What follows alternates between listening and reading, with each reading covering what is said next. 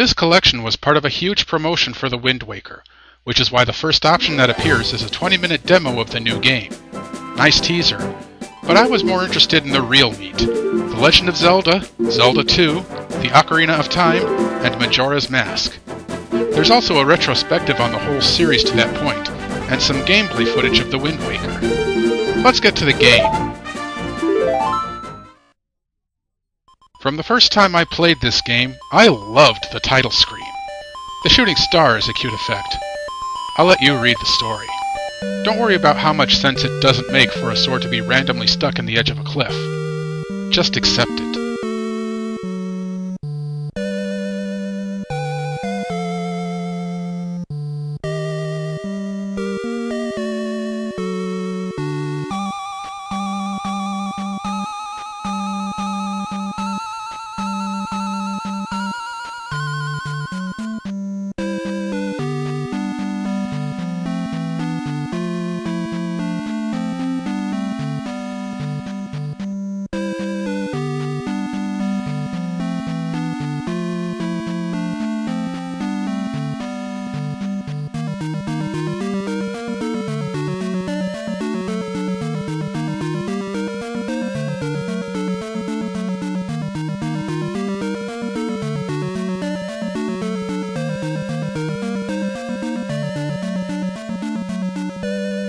I've already set up a fresh file as I knew I'd do enough padding later in the game. I do a few things out of the game's recommended sequence, and one example is going to occur right at the start.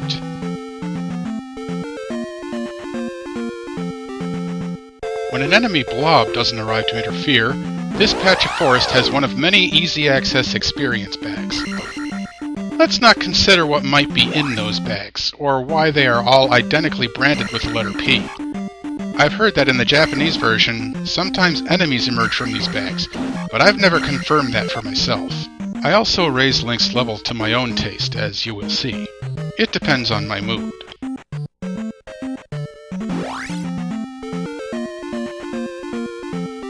Sandstorm.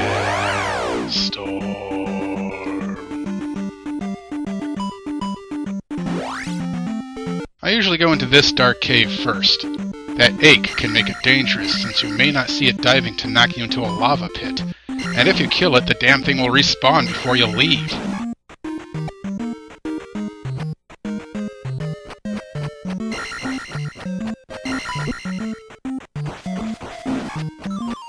Does anybody else ever wonder what the trophy is all about? Who won it? Why? Is it a statuette of one of the goddesses that were referenced in later Zelda games? How much is it worth?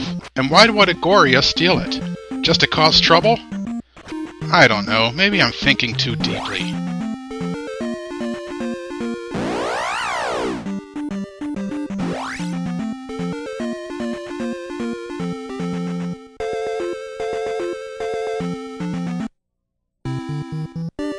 Welcome to the town of Ruto.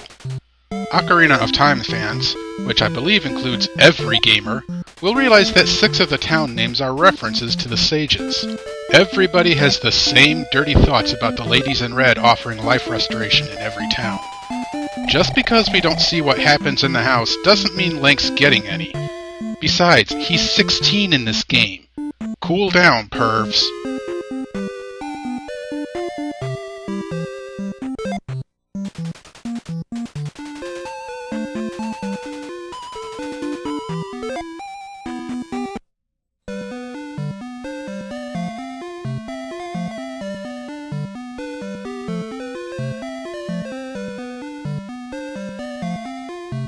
At least the work Link put into getting the trophy wasn't worthless. In exchange, he gets the second magic ability, Jump. Go ahead, Van Halen fans, sing it. Well, jump, jump! Go ahead, jump! Jump!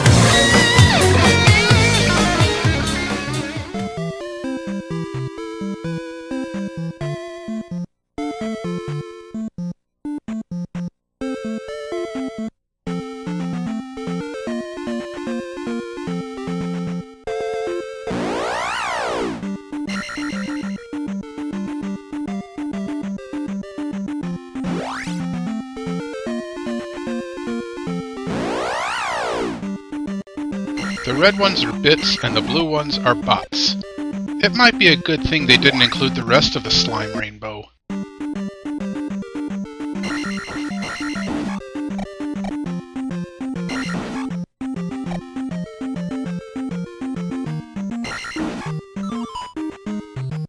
No need to level up my magic now. I tend not to use magic until after I clear the first palace. Sometimes my strategy fails, just to warn those of you who are copying me. I'm not taking that blame. This is an example of how luck can play a role in this game. There will be many more.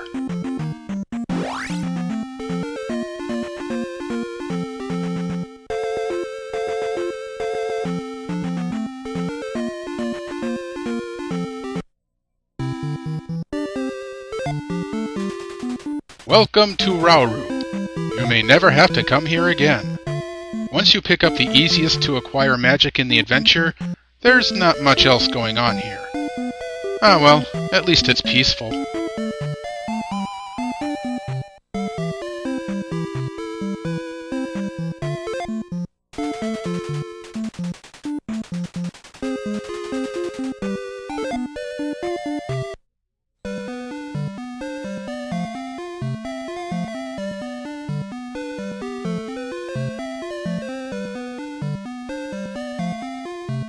Why is it that wizard types tend to grow these epic beards?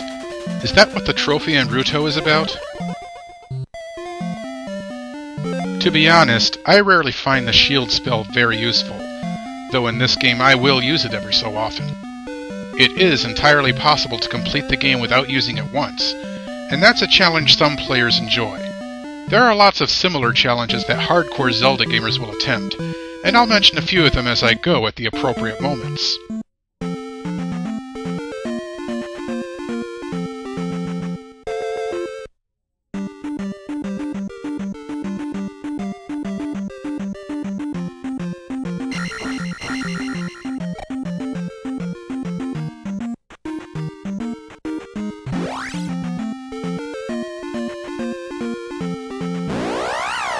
For some reason, this worm thing is called Geldarm. It seems a bit random, but then a lot of the enemies in the whole Zelda series have some pretty odd names. I just go with it. There's more than enough nonsense going on to waste brain power worrying about fantasy nomenclature. Lucky again. Sometimes I try to deliberately get an enemy encounter on that tile. You'll see why in about half a minute. The hopping things are called Megments. Sure, whatever.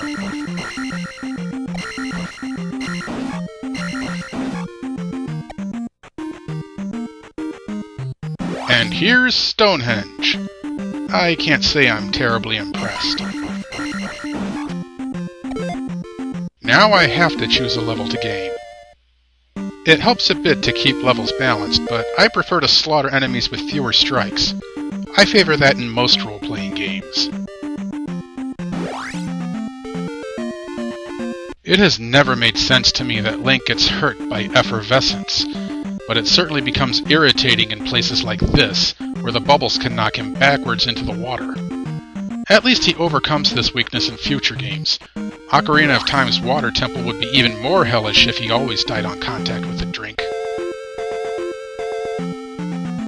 Parapa Palace.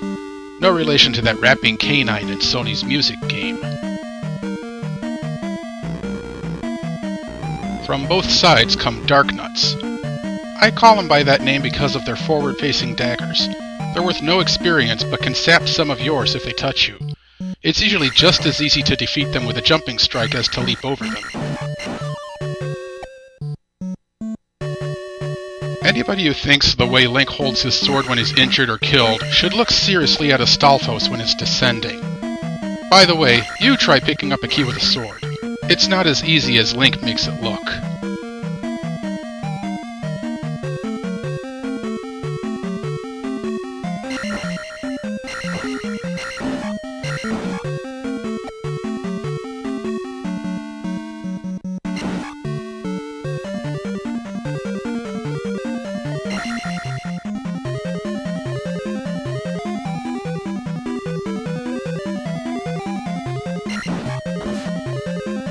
glowing skull enemy is a bubble, which I name after the very similar foe in the original game.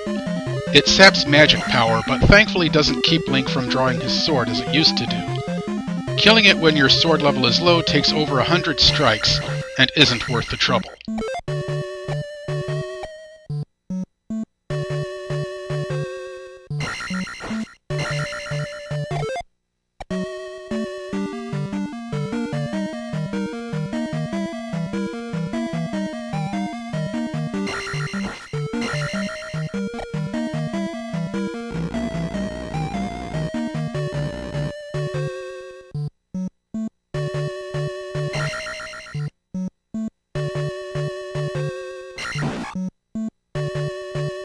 I'll bet if given more graphical power, Link would have some sort of flourish when picking up a key, like balancing it on the blade or making it skip a few times. Show off. Apparently this enemy's official name is Doom Rattle. What a name for a beast that looks this fearsome. These magic jars will be much more useful when I get closer to Death Mountain.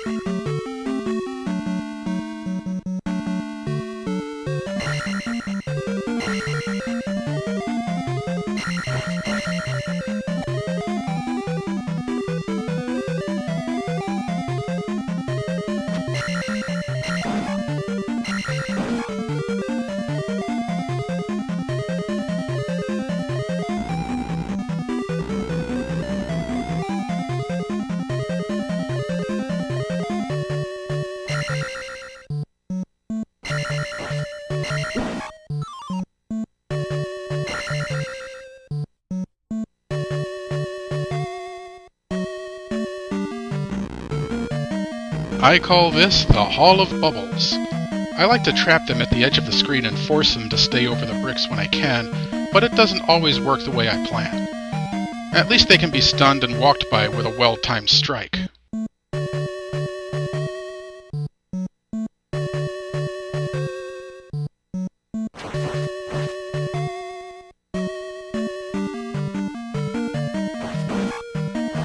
The Collapsing Bridge, nemesis of adventurers throughout movies and games.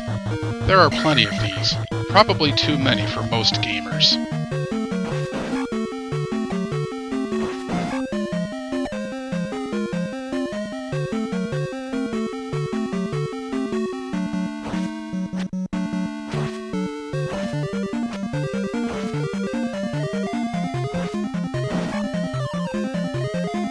Meet Iron Knuckle.